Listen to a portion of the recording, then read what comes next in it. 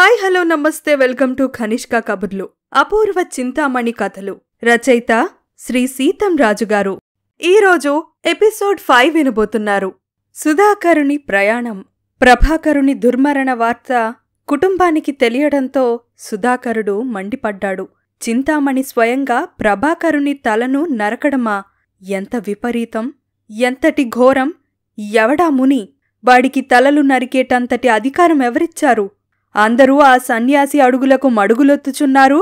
నేను తక్షణం వెళ్ళి ఆ కపట సన్యాసిని నరికి లోక కళ్యాణం గావించుతాను.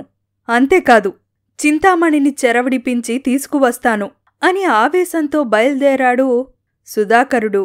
తల్లిదండ్రులు అయిన చంద్రవర్మ మహారాజు, వారి సతి పద్మావతులు కుమారుని వెళ్లవద్దని మందలించారు. యువరాజా, ఆ సన్యాసి ఎంత మంత్రతంత్రాలు ఉన్నవాడోననిపిస్తున్నది. ముందు అతన్ని గురించి తెలుసుకోకుండా తొందరపడి వెళ్లడం మంచిది కాదు. ఆలోచించకుండా వెళ్లిన ప్రభాకరుని గతి ఏమైంది? అందులోని మాయామర్మాలు తెలుసుకోకుండా తొందరపడితే మేలు జరక్కపోగా కీడు జరిగే అవకాశముంటుంది. ముందు వెనకలు మంచి చెడులు ఆలోచించినాక దేనికైనా తొందరపడడం మంచిది అన్నారు రాజదంపతులు. మీరు అన్న మాటల్లో ఎంతో యోచన ఉంది. నా ఆవేశాన్ని అదుపులో పెట్టుకున్నాను. ముందు నేను మరుద్వతి నగరం వెడతాను. అక్కడ పరిస్థితుల్ని తెలుసుకుంటాను. తెలివిని ఉపయోగించి సన్యాసి అడిగే ప్రశ్నలు తెలుసుకుంటాను. అనంతరం దేశాలు తిరిగి అతను అడిగే ప్రశ్నలకు సమాధానంను తెలుసుకుంటాను.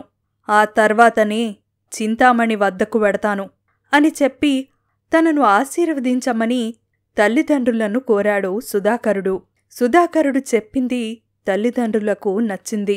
అతడ్ని ఆశీర్వదించి పంపారు. ఆ వెంటనే సుధాకరుడు మరుద్వతి నగరం వెళ్లాడు. రాజదంపతులిద్దర్నీ కలుసుకున్నాడు. కుశల ప్రశ్నలు అడిగి తదుపరి గుప్తయోగి ప్రశ్నలకు జవాబు ఇవ్వడానికే వచ్చావా అని అడిగాడు ధీమంతుడు. లేదు అంటూ తను చేయనున్న పనిని రాజదంపతులకు విన్నవించాడు. వారు ఆనందించారు.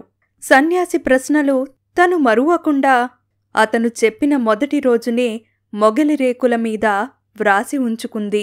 అయితే ఆ మొగలిరేకు మీద వ్రాసి ఉంచుకున్న సంగతి గుర్తుకు రాలేదు. ఆ మొగలిరేకు చింతామణి దాసి మంజులకు దొరికింది. ఆమె దానిని భద్రపరిచింది రహస్యంగా. మంజులకు ఒకరోజు మహాకాళి కలలో కనిపించింది. అమ్మాయి, నీ వలన నీ స్నేహితురాలుకు కొంత మేలు జరగాల్సి ఉంది. వేదిక క్రిందగా లోపలకు వెళ్లడానికి మెట్లున్నాయి. గది మాత్రం అంధకారంగా ఉంటుంది. దానికి వెనకనే ద్వారం ఉంది. తలుపు తెరిస్తే పెద్ద సరస్సు ఉంది. అక్కడనే గోడకు దగ్గరగా ఉంది శిల. నీవు రేపు అచ్చటికి వెళ్ళు. ఆ శిల మీద కూర్చో. అంటే అంతకు ముందే అక్కడికి ఒకరు వచ్చి కూర్చుని ఉంటారు. నీవు ఆయన్ని కలుసుకొని నీవు చిక్కించుకున్న ఆ మొగలిరేకును అతనికి ఇవ్వు అంది. ఎవరా యువకుడు అడిగింది మంజుల. కావాల్సినవాడే. నువ్వు అతన్ని చూడగానే పోల్చుకోగలవు అని చెప్పింది కాళికాదేవి. ఆ తదుపరి ఆ యువకుడే మీకు విజయం చేకూరుస్తాడు అని చెప్పి అంతర్ధానమైంది కాళికాదేవి. కలలో కనపడి చెప్పిన దేవి మాటల్ని నమ్మింది. ఆలోచించింది. మొగలిరేకుని భద్రపరుచుకొని కాళీ ఆనతి ప్రకారం అక్కడికి వెళ్ళింది. సాయంత్రం సమయంలో చల్లగాలి కోసం జనం ఆ సరస్సు ఒడ్డునకు వచ్చి కూర్చుంటారు. సుధాకరుడు వచ్చి కూర్చున్నాడు. కొందరు సరస్సులో దిగారు స్నానానికి. వాళ్ళు అందులో ఈత కొడుతున్నారు. ఒక యువకుడు నీట మునిగి ప్రాణాపాయ స్థితిలో ఉన్నాడు.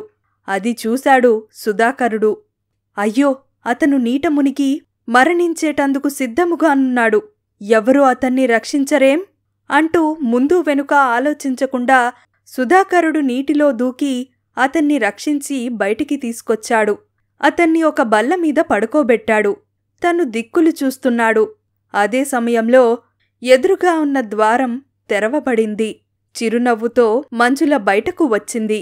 సుధాకరుని వెంటనే గుర్తుపట్టింది. అతని వైపు వేగంగా అడుగులు వేసింది. అతను మంజులను చూసి గుర్తించాడు. ఎవరు నువ్వు అన్నాడు సుధాకరుడు.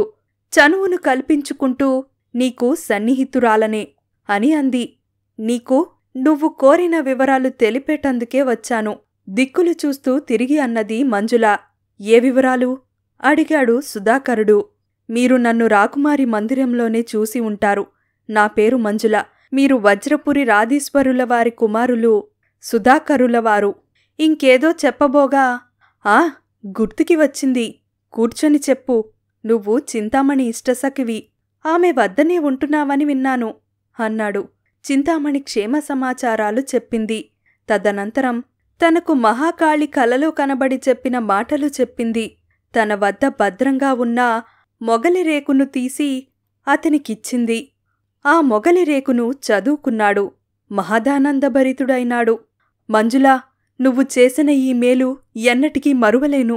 దేవి ఆనతో మాయావి అడిగించుచున్న 3 ప్రశ్నలకు జవాబులు సేకరించుకొని వస్తాను. నువ్వు నాకు చాలా మేలు చేశావు. నా ఆలోచనకు మంచి దారిని చూపించావు అని అన్నాడు సుధాకరుడు. మంజుల, మీరు చేసే పని త్వరితంగా చేయాలి అంది. సుధాకరునికి సమాధానాలు దొరుకుతాయా? ఇంతకీ అతను ఆ తర్వాత ఏం చేస్తాడు?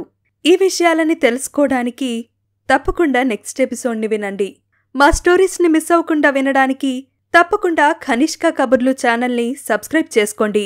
మా వీడియోస్ మీకు నచ్చితే లైక్ చేయండి, షేర్ చేయండి, కామెంట్ చేయండి.